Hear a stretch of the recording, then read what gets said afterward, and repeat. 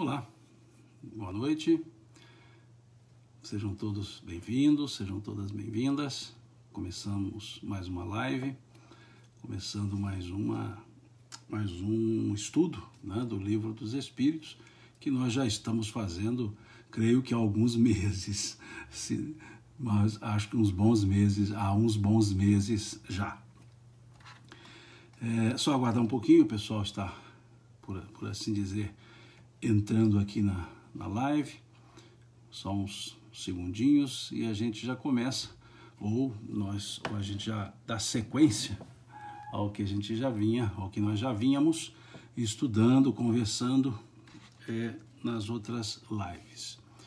Boa noite, todos bem-vindos, todas bem-vindas.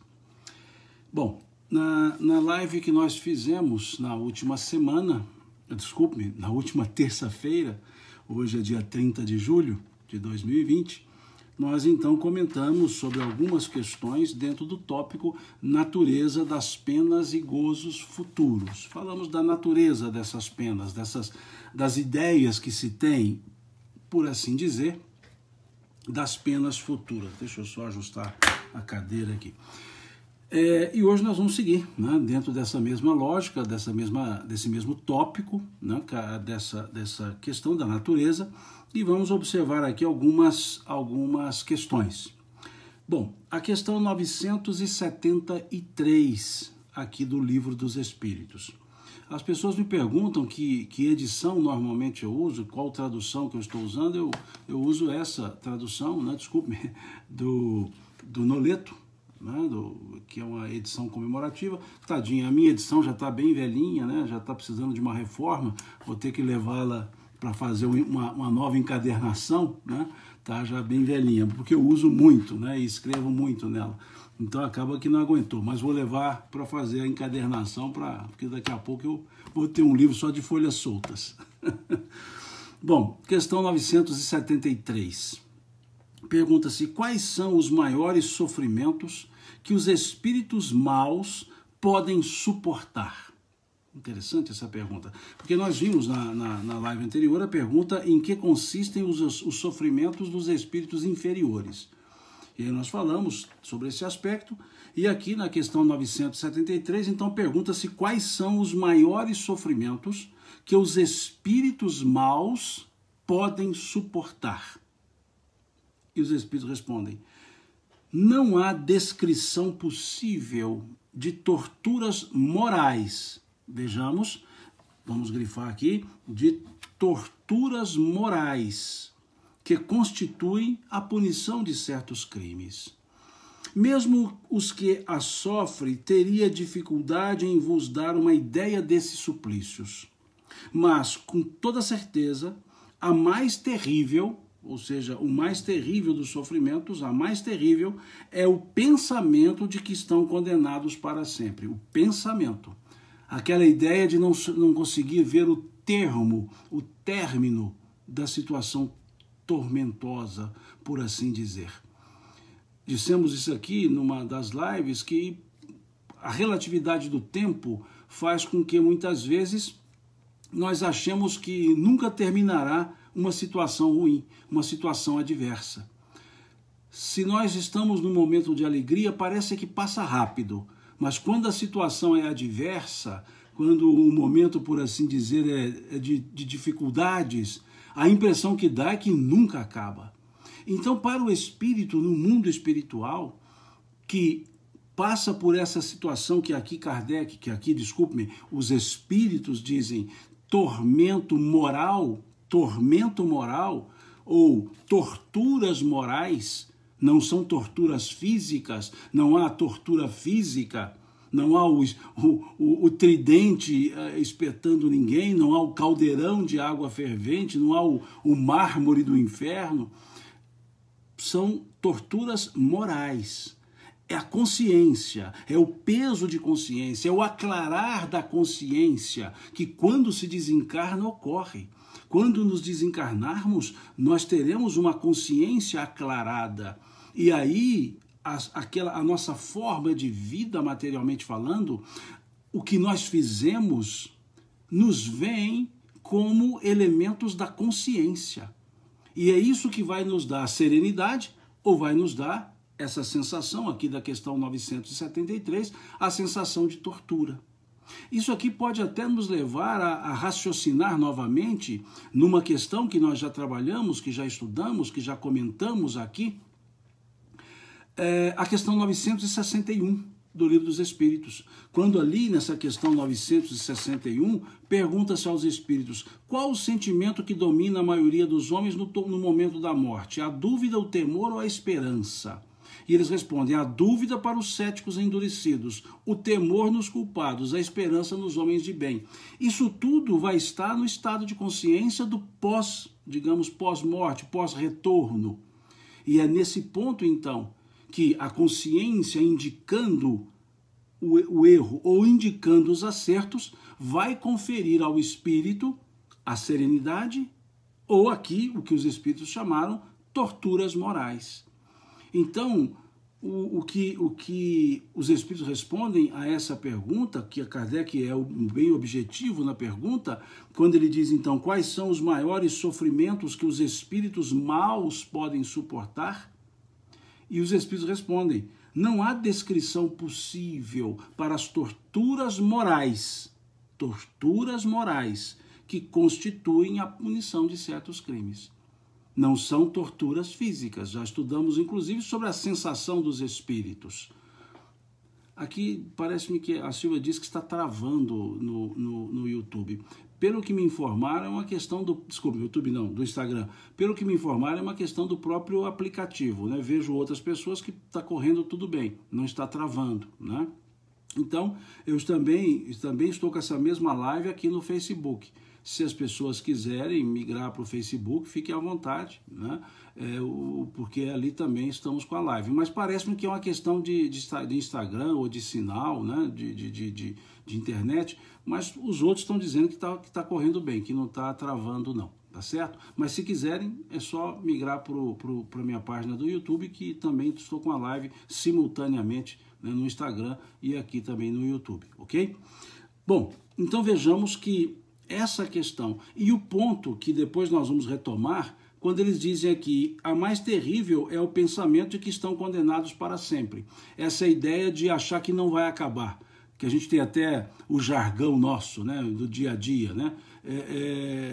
Parece que coisa ruim não acaba, né? Normalmente a gente usa esse raciocínio. E por que a gente diz isso? Por causa da relatividade.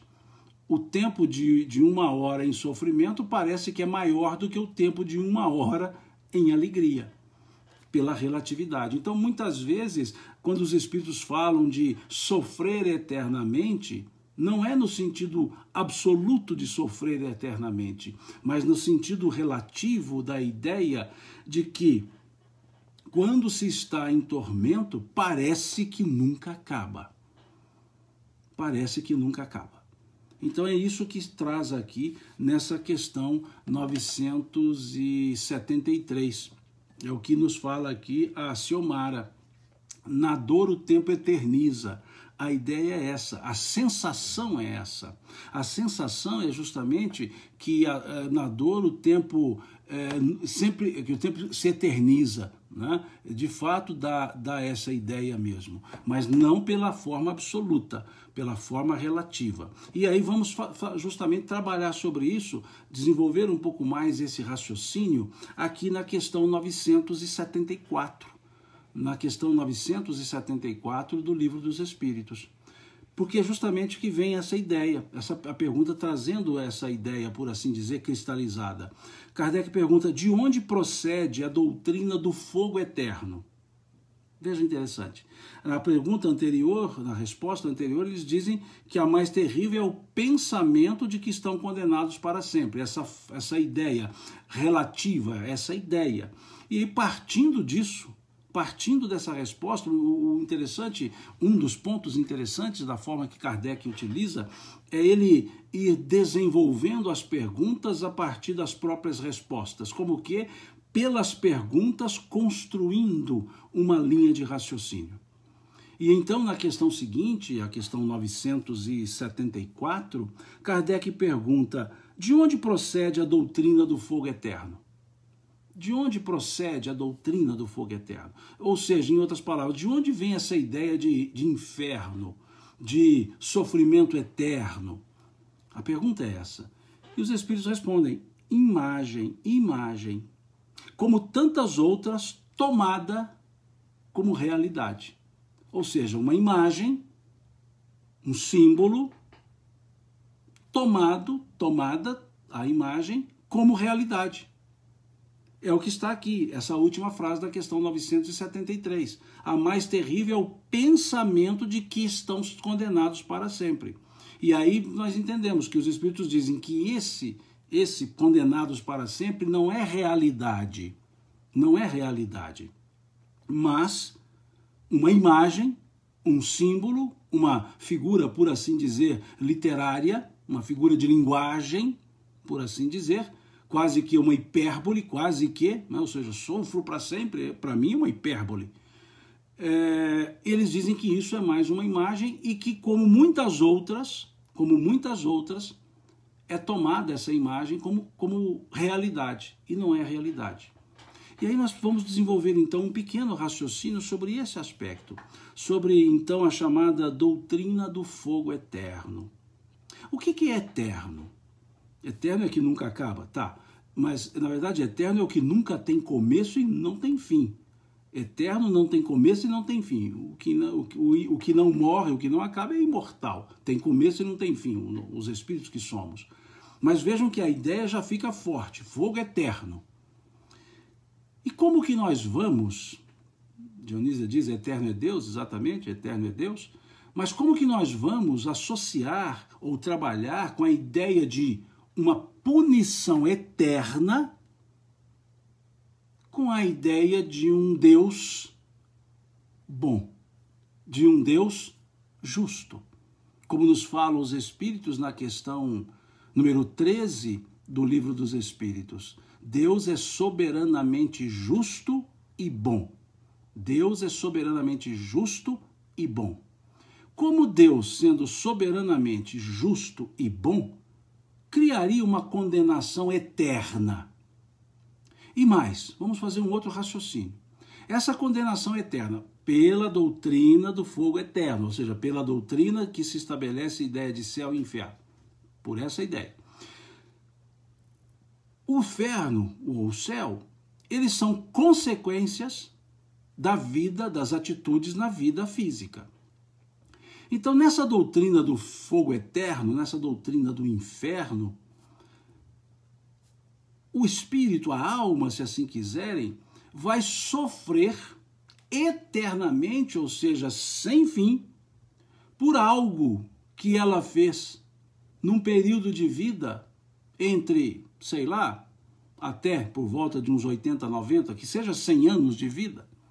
Quer dizer que 100 anos de vida perante a eternidade não é nada. 100 anos, veja, o que são 100 anos para a eternidade? Nada.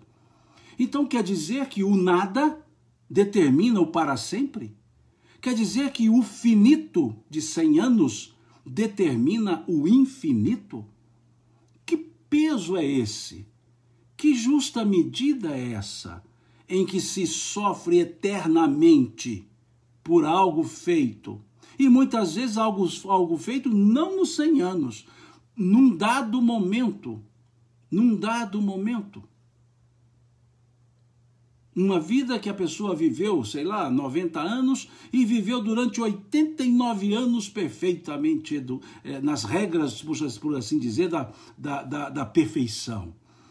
E lá, no último ano, ele comete deslizes. Vai ser condenado a um fogo eterno, vai ser condenado a um inferno eterno, imortal, para sempre, por causa de um ato praticado ou de um período de um ano? Isso não seria justiça? Isso não teria o que nós chamamos de equidade? Não seria equânime? É ilógico. Agora imagina Deus ter uma ilogicidade dessa que nem nós, que somos criaturas rasteiras, temos. Se nós não fazemos isso, por que Deus faria? Não há espaço. Não é só questão lógica. Porque pode dizer, Simão, isso é um raciocínio racional e Deus não segue pela razão.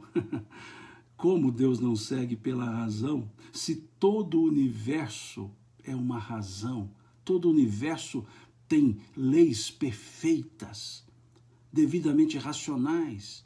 Se olharmos o nosso corpo físico, funciona com a perfeição. Deus é a inteligência suprema. Então pensemos como teria uma estrutura de algo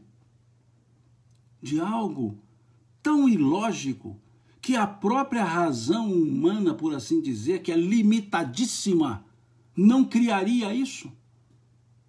Não pune eternamente? Então, não há espaço para Deus se houver, ou se houvesse, a realidade de um fogo eterno, de um inferno eterno. Vamos mais. Vamos desenvolver um outro raciocínio ainda com a ideia, ainda usando didaticamente, essa ideia do fogo eterno. Usando isso didaticamente. A vida material determinando a eternidade das penas, do sofrimento, do fogo eterno. Pensemos, durante a vida material, mãe e filho. Mãe e filho. A mãe, uma pessoa boníssima. A mãe, uma pessoa que só fazia o bem. A mãe, uma pessoa que seguia todos os preceitos do amor, da respeitabilidade. E essa mãe morre. Por essa lógica, ela iria para onde? Para o céu. Para poder ficar feliz eternamente. O filho dela, uma pessoa má. Uma pessoa que contrariou todas as regras da respeitabilidade, uma pessoa muito vil, morre também. Os dois morrem no mesmo momento. Ela vai para o céu e ele vai para onde? Para o inferno. E a mãe, lá no céu, que é o lugar da alegria, que é o lugar da felicidade, segundo essa ideia, lá no céu, ela sabe que o filho dela, o filho amado, está lá no inferno, que vai sofrer eternamente, que vai sofrer no fogo eterno. O que essa mãe mais gostaria de fazer? Onde essa mãe mais gostaria de estar? Junto com o filho, para tentar auxiliá-lo. Mas a doutrina dessa ideia do fogo eterno diz, não tem mais auxílio. Acabou. Eu pergunto, essa mãe teria felicidade, teria alegria nesse céu?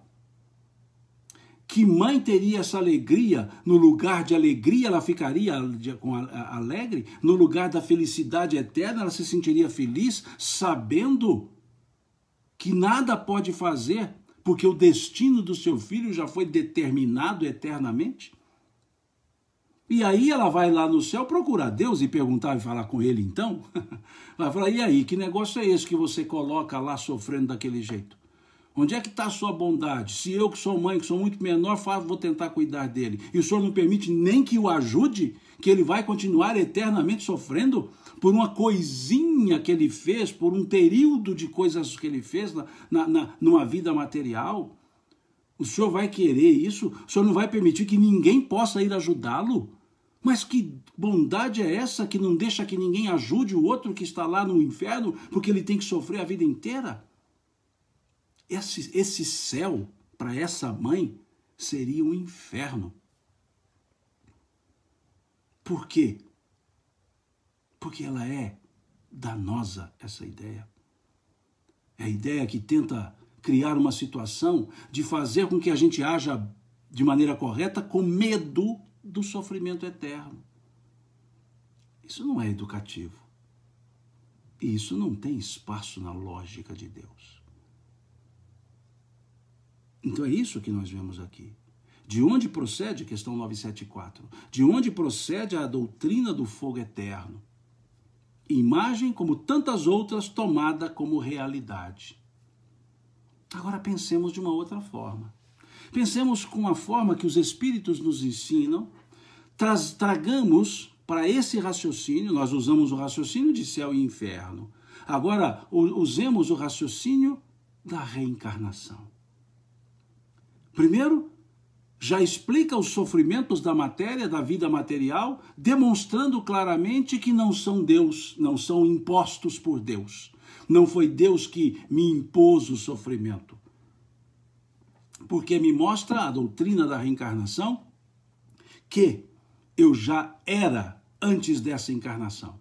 E o que eu aqui passo é consequência do que eu já fiz. Aí nós encontramos justiça, a justiça justa. A justiça justa. Aquele é a justiça justa. Se aqui eu colho as alegrias, é porque eu semeei condições para tal. Então a doutrina da reencarnação já nos mostra. E como explicar sem a doutrina da reencarnação? Como explicar a bondade de Deus? Se há pessoas que nascem em perfeitas condições de saúde e pessoas que nascem doentes, muito doentes. Deus não é um justo, Deus é justo. Então, como que um nasce em sofrimento, o outro nasce em alegria? Mas que dois pesos e duas medidas são essas? Deus é justo. E aí dirão, não, é porque aquele que nasce em sofrimento vai ganhar o céu.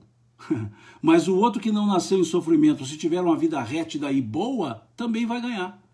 Não houve mesmo peso, mesma medida. Mas com a doutrina da reencarnação, sim, dá para entender. Dá para explicar por que pessoas nascem em situações de miserabilidade e outras nascem em situações de abastança, que nascem em perfeitas condições de saúde e outras em péssimas condições de saúde ou completamente doentes. Explica. Porque o novo nascimento, porque o nascimento, na verdade, é um novo nascimento, é um renascimento, é um reencarnar-se. E aí trazemos para a encarnação atual toda a nossa estrutura que nós já temos na nossa vida, toda a vida, que não começou no berço. E com a doutrina da reencarnação, a nossa vida não termina no túmulo. E não iremos para um lugar de sofrimento eterno. Voltaremos para a Terra, reencarnados, para dar sequência e reparar os erros cometidos. Isso nos leva à questão 171 do Livro dos Espíritos. Questão 171 do Livro dos Espíritos. Quando ali nessa questão se pergunta onde se fundamenta a verdade, o dogma da reencarnação, onde se fundamenta essa verdade da reencarnação, baseada em que a reencarnação existiria? E os Espíritos respondem, na justiça de Deus, na revelação e na justiça de Deus. E explicam, pois um bom pai sempre deixa abertas as portas para o arrependimento dos seus filhos. Um bom pai sempre deixa abertas as portas para o arrependimento dos seus filhos. As portas reencarnatórias para que nós consertemos os nossos atos, refaçamos os nossos atos, reparemos os nossos atos e cresçamos e evoluamos.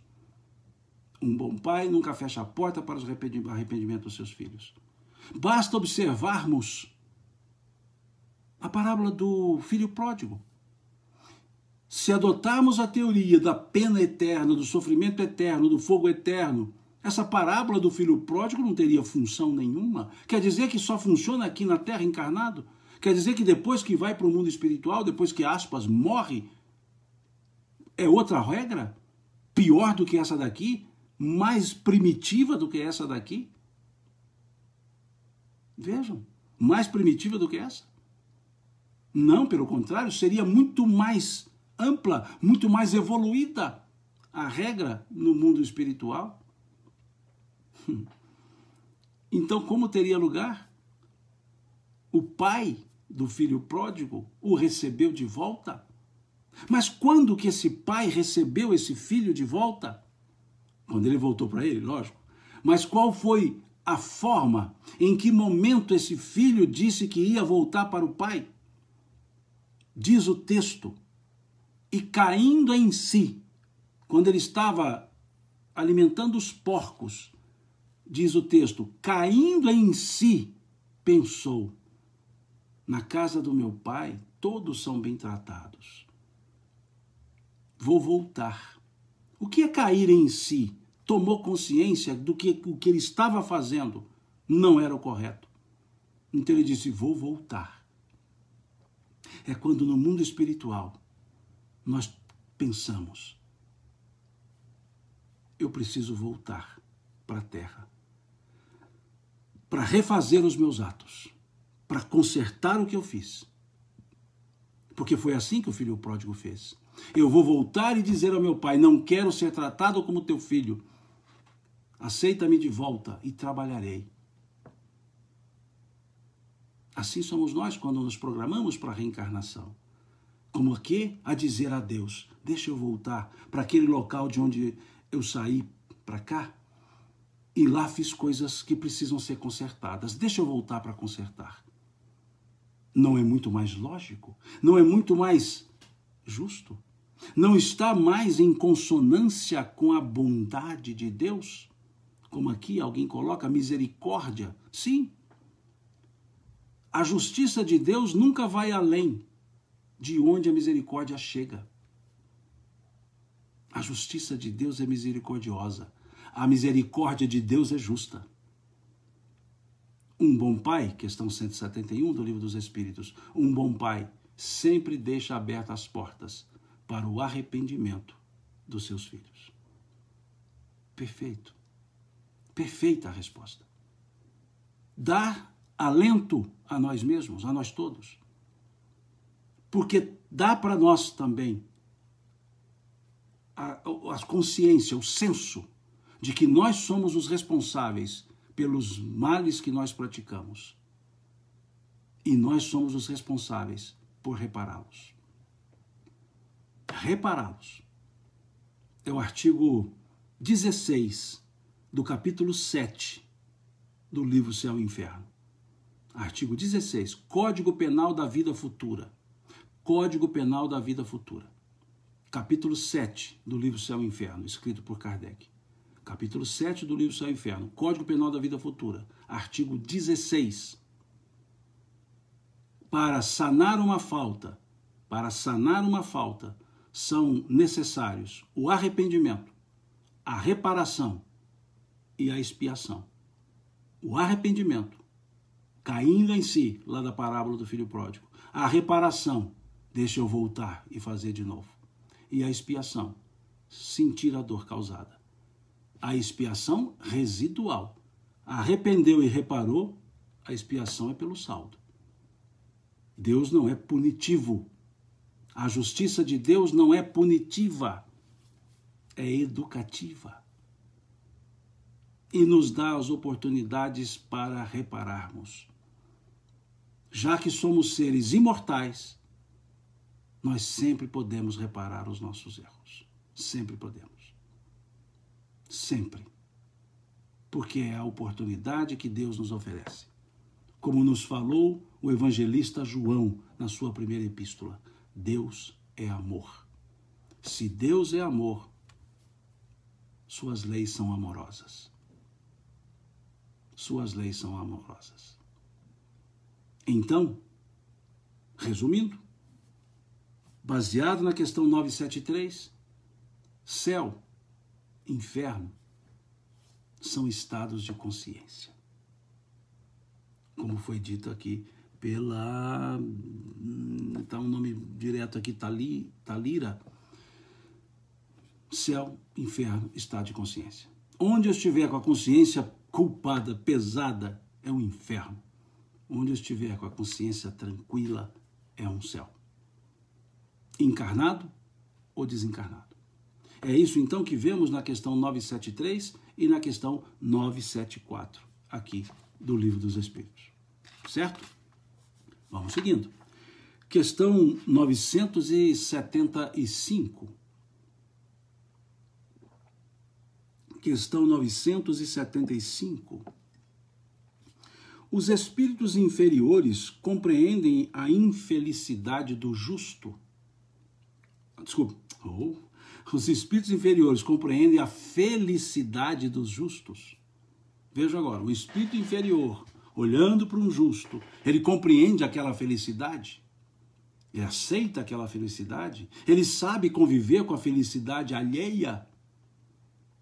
Veja. E olha a resposta interessante que os espíritos dão. Os espíritos inferiores compreendem a felicidade do justo? Eles respondem, sim. E isso lhes é um suplício. Olha que interessante. Eles compreendem a felicidade do justo, e sofrem por isso. Se supliciam por isso, melhor dizendo. Vejam, sim, e isso lhes é um suplício, porque compreendem que estão privados dela por sua própria culpa. Qual que é a felicidade dos justos? É a questão 967, que nós já estudamos na live passada. Aqui a Antônia está dizendo, caneca atleticana. Não, essa camisa que está aqui, vermelha e preta, não é porque eu sou flamenguista, não. Porque quando tirou essa foto, eu estava com a camisa vermelha e preta. Na verdade, eu sou cruzeirense. Ela aqui, caneca atleticana, não, eu sou cruzeirense. Eu estou acostumado com esse sofrimento, né? Nós já vimos ontem o que aconteceu com o nosso time, né? Mas faz parte, mundo de provas e expiações. Vamos tocando a vida. É a questão 967. O que consiste a felicidade do justo, então? O que consiste a felicidade do espírito superior? Conhecerem todas as coisas e não sentirem ódio, ciúme, inveja, ambição, paixões, quaisquer paixões que causem a desgraça dos homens. Então, quando aqui pergunta se os espíritos inferiores compreendem a felicidade do justo, eles dizem sim, e isso lhes é um suplício, porque compreendem que estão privados dela por sua culpa. E como resolver isso? Lidando com esses sentimentos negativos, os sentimentos positivos, em vez de egoísmo, altruísmo, em vez da inveja, a parceria, em vez da inveja, a parceria.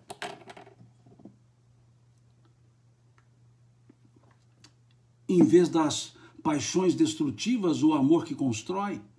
Então é essa a ideia que os espíritos trazem aqui, quando dizem que os espíritos inferiores entendem a felicidade dos justos, e para eles, os inferiores, é um suplício.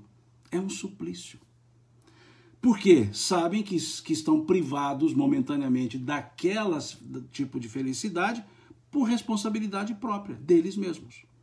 E eles seguem na resposta. Daí porque o espírito, liberto da matéria, aspira a uma nova existência corporal, pois cada existência, se for bem empregada, pode abreviar a duração desse suplício. Legal, né? Então ele vê isso no mundo espiritual, percebe isso e diz assim para si mesmo. Eu poderia estar assim. Feliz como esse justo. E por que não estou? Porque eu não agi da forma correta que deveria quando estava ali encarnado. Então, me deu uma oportunidade para eu voltar e consertar e reparar e me esforçar. É isso que está aqui. E segue a resposta. É então que esse espírito sofredor, é então que ele escolhe as provas por meio das quais possa expiar as suas faltas. Então, repito, capítulo 7 do livro Céu e Inferno, Código Penal da Vida Futura, artigo 16. Reparar, expiar. Por quê? Ficai sabendo, dizem aqui, o espírito sofre por todo o mal que praticou, ou de que foi causa voluntária, por todo o bem que poderia ter feito e não fez, e por todo o mal que resulte de não haver feito o bem. Esse parágrafo final aqui, ou essa frase, esse parágrafo final, nós precisamos refletir bem sobre ele. Vejam, é então que o espírito escolhe as provas por meio das quais possa expiar suas faltas. Ponto. Por que ficais sabendo, dizem aqui os espíritos. Por que? Ficais sabendo. O espírito sofre. Então vamos lá. O espírito sofre por todo o mal que praticou. Ponto. Ponto não, vírgula. O espírito sofre por todo o mal que praticou. Ou, vejam só, segue, sofre por todo o mal que praticou. Fica claro. Ou de que foi causa voluntária. Não praticou, mas causou. A linguagem jurídica, nexo de causalidade. Tem um nexo causal ali. Mas vejam, voluntariamente. Vírgula. Duas circunstâncias. A terceira, por todo o bem que poderia ter feito e não fez. Vejam, 3 já características. Sofre pelo mal que praticou, ou pelo mal que ele foi causa voluntária, ou por todo o bem, não é um ou outro, todo o bem que poderia ter feito e não fez, e agora a quarta. E por todo o mal, vejamos essa quarta, e por todo o mal que resulte de não haver feito o bem. Olhem só. Responde pelo bem que podia fazer e não fez, e responde pelo mal que adveio desse bem que não foi feito. Desse bem que não foi feito. Por que isso? Porque nós vemos, lá no capítulo 3 do livro A Gênese, que o mal é ausência de bem. O mal é ausência de bem. Como o escuro é ausência da luz. Se não tem luz, vai ficar escuro. E quando que o escuro desaparece? Ele não desaparece. A luz brilhando o elimina. Porque, em termos da física, a luz é o absoluto. A escuridão, a sombra, é relativa. Por que a sombra é relativa? Porque ela é a ausência da luz. A sombra é a ausência da luz. A sombra não é uma sombra. A sombra é a ausência da luz. Então, quando que a sombra desaparece? Quando a luz se brilha. Quando a luz brilha. Da mesma forma, o frio e o calor. O que é o frio, em termos da física? A ausência do calor. O frio não existe por si. Ele é a ausência do calor. Existe o calor. Mas se o calor desaparecer, por ausência, o frio aparece. Quando a gente segura uma maçaneta de uma porta, uma maçaneta de metal, e a gente segura essa maçaneta da porta, ela está gelada, está fria. Você põe a mão, ela ficou fria. Daí a pouco você continua segurando a maçaneta, daí a pouco você tira a mão, a maçaneta esquentou. E aquela parte da mão que estava em contato com a maçaneta esfriou. Foi o frio da maçaneta que esfriou minha mão? Ou foi o calor que saiu para esquentar a maçaneta que esfriou a minha mão? Veja, porque o calor é o natural. Então, o calor desprendido para a maçaneta deixou o frio, a ausência do calor. Isso em termos da física. E no campo filosófico do moral, nos falam os espíritos que o mal é a ausência do bem. O mal não tem existência absoluta. Ele só existe quando o bem não existe. Por isso ele é a ausência do bem. A ausência do bem. E então, se ele é a ausência do bem, o que nós vemos nessa última frase? Que responde por todo mal que resulte de não haver feito o bem. Olha que perfeição. Isso aqui nos leva ao capítulo 7 do Céu e Inferno. Só que agora não mais ao artigo 16, e sim ao artigo 6º. O artigo 6º. Esse Código Penal da Vida Futura, vale a pena estudá-lo, vale a pena. São somente 33 artigos.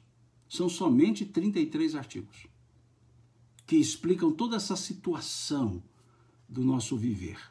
33 artigos somente. Vale a pena. E no artigo 6º vai dizer que nós somos responsáveis por todos os males que nós fazemos. Melhor dizendo, também somos responsáveis pelos males oriundos dos bens não feitos. Vejam o que eles dizem lá. Somos responsáveis pelos males que causamos, que fizemos, e pelos males oriundos dos bens não feitos. Ou seja, não fazer o bem faz com que ele fique ausente. E ele estando ausente, o que acontece? O mal. Por isso que no capítulo 15 do livro O Evangelho segundo o Espiritismo, no capítulo 15 do livro Evangelho segundo o Espiritismo, na mensagem que tem por título Fora da Caridade não há salvação, que é o mesmo título do capítulo, nessa mensagem Fora da Caridade não há salvação, o apóstolo Paulo em espírito,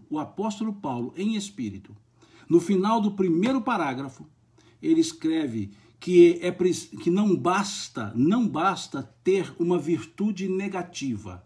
Não basta ter uma virtude negativa. É preciso que se tenha uma virtude ativa. E aí ele completa: portanto, para fazer o bem, virtude ativa, é necessária a ação da vontade. É necessária a ação da vontade. E aí vem a virtude negativa. Para não fazer o mal. Olha, virtude negativa. Não fazer o mal, diz o apóstolo. Bastam frequentemente a inércia e a negligência. Ou seja, para não fazer o mal, fica quieto, fica no seu canto. Para fazer o bem, você vai precisar agir e querer agir. Isso é virtude ativa. Agora, a virtude negativa, ou pode-se até dizer inativa, mas o apóstolo usa o termo negativa, a virtude negativa é não fazer o mal. Mas não fazer o mal não quer dizer que se está fazendo o bem. Agora, não fazer o bem é permitir que o mal ocorra. A omissão, que a Lira diz aqui, omissão. Uma omissão que eu diria, omissão, paradoxalmente, omissão comissiva. Ou seja, uma omissão que gera situações difíceis. E aqui, salvo engano, Tatiana colocou, há uma certa timidez para o bem. Exato. Essa ideia, essa certa timidez, né, nós a vemos na questão 932 do Livro dos Espíritos. 932 do Livro dos Espíritos. Quando ali se pergunta, por que no mundo, frequentemente, os maus sobrepujam os bons em influência? Não é o mal e o bem, são os maus, né? Maus com U. Os maus sobrepujam os bons em influência. E os Espíritos respondem, pela fraqueza dos bons. Os maus são audaciosos, os bons são tímidos. Vejam, os bons são tímidos. Quando quiserem, os bons dominarão. Então, por que o mal campeia em maior quantidade? Por que nós estamos no mundo de provas e expiações? Não porque a maioria faça o mal, não. Não é porque a maioria dos habitantes da Terra faça o mal.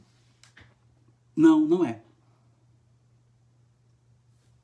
É porque a maioria dos habitantes não faz o bem.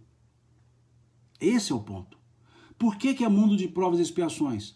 Porque o mal surge do próprio mal praticado e o mal surge dos bens não feitos. Então, se eu somar os que fazem o mal mais os que não fazem o bem, eu vou ter uma soma maior. Eu vou ter uma quantidade maior de mal. O mal absoluto gerado pela atitude malévola, o mal relativo ao bem não feito. Então isso já mostra que a quantidade aumenta. E um outro aspecto, e somarmos isso aos que não fazem o mal, mas também não fazem o bem, aos omissos. E aí entendemos por que então o planeta Terra é qualificado como um mundo de provas e expiações. Porque quando diz lá no capítulo 3 do Evangelho segundo o Espiritismo, que o mundo de prova e expiação é caracterizado pela predominância do mal, não é necessariamente pela predominância do mal feito, dos malévolos, predominância dos malévolos, dos que não fazem o bem e dos que não fazem o mal. Então sobra o quê? Uma mínima parte que faz o bem. Sobra uma mínima parte que faz o bem. Se nós fizéssemos uma curva, um gráfico, nós teríamos em níveis semelhantes os que fazem o mal e os que fazem o bem. Mas a maior parte seria os que não fazem o mal e os que não fazem o bem. Então, por isso, o mundo fica com essa aparência malévola. E é isso que nós encontramos, então, no artigo 6º do capítulo 7 do Código Penal da Vida Futura, lá do livro Céu e Inferno. Lá do livro Céu e Inferno. Que, aqui na questão, então, 975, os Espíritos nos dão uma aula. Voltemos só a essa última parte da questão. Os espíritos inferiores compreendem a felicidade dos justos? Então eles dizem que sim, e é um martírio. E na parte final diz assim: porque ficais sabendo, o espírito sofre por todo o mal que praticou. Ou vou mudar a frase aqui, colocar dois pontos aqui. Porque ficais sabendo, vírgula, o espírito sofre, 2 pontos. A, por todo o mal que praticou. B, pelo mal que ele foi causa voluntariamente. C, por todo o bem que poderia ter feito e não fez. D, por todo o mal que resulte de não haver feito o bem. Ótimo isso aqui. A resposta não está com A, B e C, não. Eu fiz dessa forma. Vejam, então, a importância, o quão nós devemos saber agir, respeitar e viver equilibradamente aqui na matéria. E seguem. Para o espírito errante, o que é espírito errante? Que está na erraticidade. Está na erraticidade. Está no mundo espiritual. Para o espírito errante, já não há véus. Ou seja, quem está no mundo espiritual, o espírito no mundo espiritual, ele enxerga mais amplamente as coisas. A consciência clara, como dissemos antes. Para o espírito errante, já não há véus. É como se tivesse saído de um nevoeiro, a vida material, e visse o que o afasta da felicidade. Então sofre ainda mais, porque compreende quanto foi culpado ele mesmo. Para ele não há mais ilusão, vê a realidade das coisas. Não há mais ilusão, vê a realidade das coisas. Para quem assistiu, sai da Matrix, vai para o mundo do real e não para o mundo da ilusão da Matrix. Quem assistiu o filme vai entender isso. Sai da Matrix, das ilusões. E aí, encontra-se com quem? Com ele mesmo. É quando nós nos encontramos conosco, com consciência aclarada. E aí podemos dizer, foi mal. Ou, valeu. Quando que eu vou dizer, foi mal? Quando não aproveitei condignamente a minha encarnação. Valeu. Ou seja, fiz o que foi possível. Consciência está tranquila.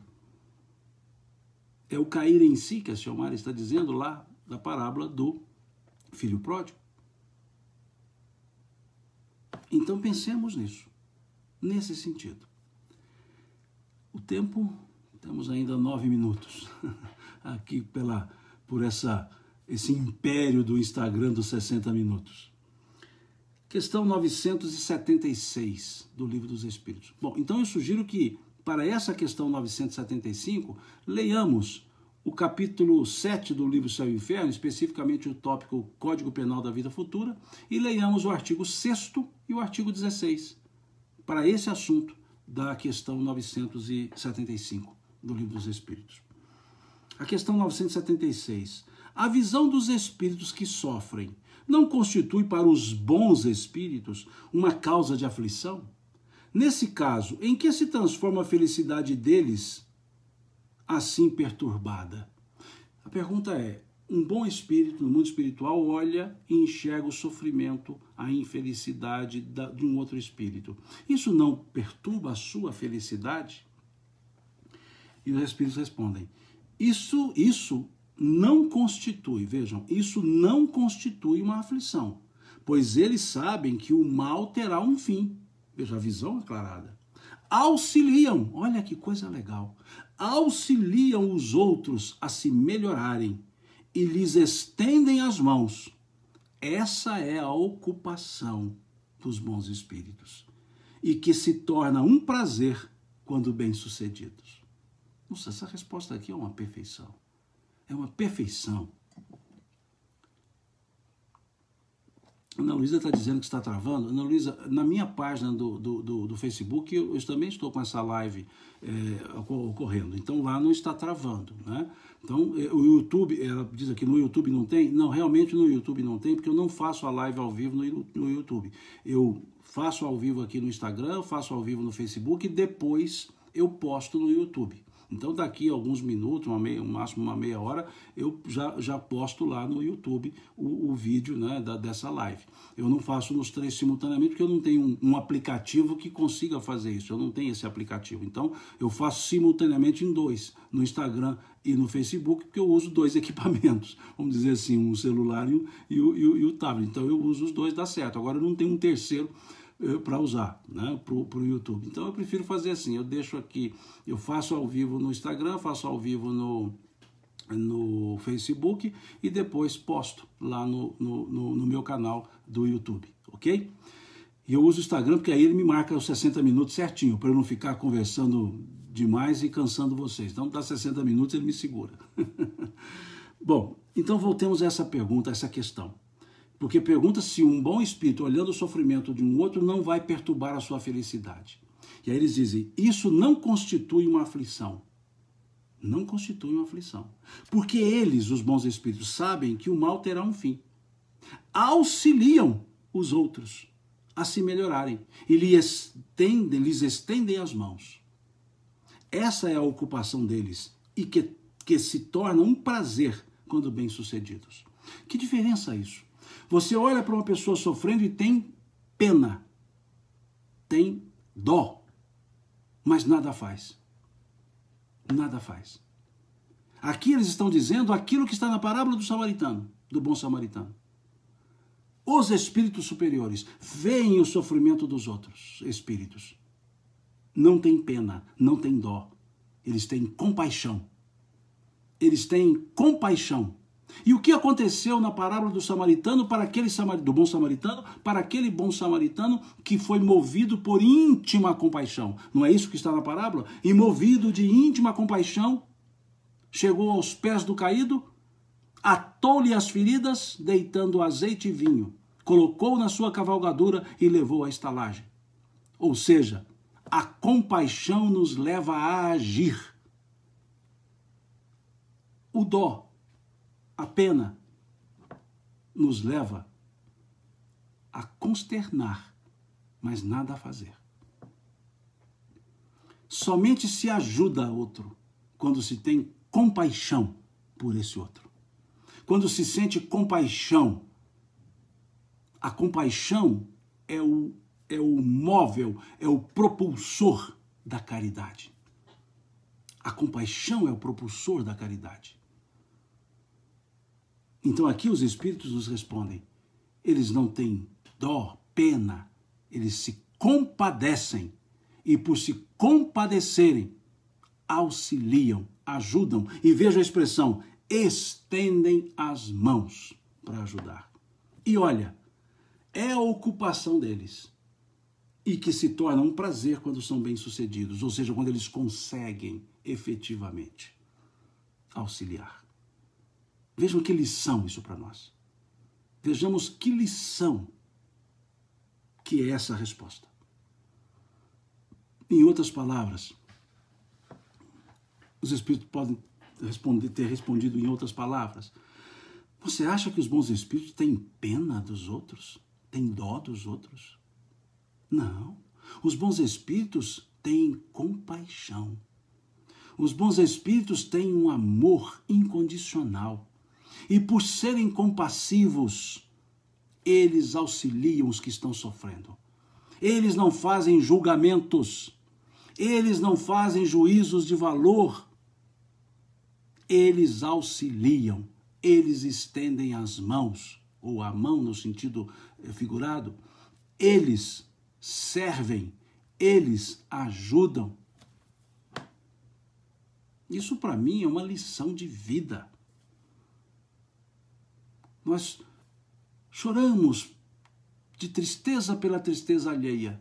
E o que fazemos em prol dessa pessoa que está triste?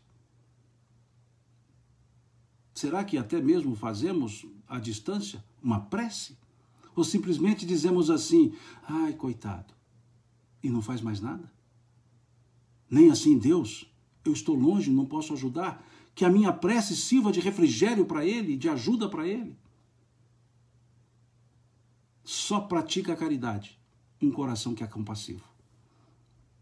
Dar esmola, qualquer um dá. Fazer caridade, só um coração compassivo. Só com a compaixão. Porque caridade nem sempre é sinônimo de valor moral. É sempre de esmola. Nem toda caridade é esmola. E nem toda esmola é caridade. Então pensemos nisso. Trabalhemos mais com essa resposta da questão 976. Sugiro que façam a leitura mais acurada, meditem mais nessa resposta da questão 976, que nos dá essa aula de sermos compassivos, de deixarmos o campo da pena, o campo do dó e irmos para o campo da compaixão. Compadecer e ajudar e servir. Por isso, muitas vezes dizemos, Jesus, nosso amigo compassivo. O amigo compassivo. Ok? Vamos parar por aqui, que já está dando tempo do Instagram, né, os 60 minutos. Estamos aí por 1 minuto e meio, mais ou menos, 2 minutos. E a gente para aqui na questão 976 e no domingo, que a gente segue com a live, né? Que a gente seguirá com a live, se Deus quiser, mineiramente falando. No domingo a gente continua, né? esse estudo. Se não me engano, esse é o quarta parte desse conjunto aqui de penas e gozos futuros. Então fica aqui o convite para quem se animar, né? Domingo próximo, às 10 horas. Né? Às 10 horas, domingo a gente faz pela manhã, então domingo próximo, às 10 horas, fica o convite, né? Para estar conosco novamente, para continuarmos o estudo do livro dos Espíritos. Ou seja, tá certo? Fica aqui o meu agradecimento, fica aqui a minha gratidão a vocês, na minha forma que eu sempre agradeço, mas sempre agradeço de coração mesmo. Volto a dizer, muitas vezes o nosso hábito aqui, essa maneira mineira nossa, essa mania mineira, tem coisas que são grandes, que têm valor, e o que tem valor não consegue haver pagamento. Então a gente deixa, mineiramente falando, a gente fala, isso é tão importante, o pagamento tem que ser tão valoroso que só Deus. Então a gente diz, na forma mineira de agradecer, Deus lhes pague. Então é a forma que eu agradeço mesmo, sempre eu agradeço assim, Deus lhes pague por tamanho carinho, por tamanha consideração que vocês dedicam-se ou demonstram para comigo, mesmo eu não merecendo. Então, Deus lhes pague mesmo, do coração. E se Deus quiser, mineiramente falando, domingo que vem, às 10 da manhã, nós continuaremos com a nossa live, ok? Boa noite para todo mundo, bom sono e bons sonhos, né? Bons sonhos e bom sono também, ok? Mais uma vez, Deus lhes pague.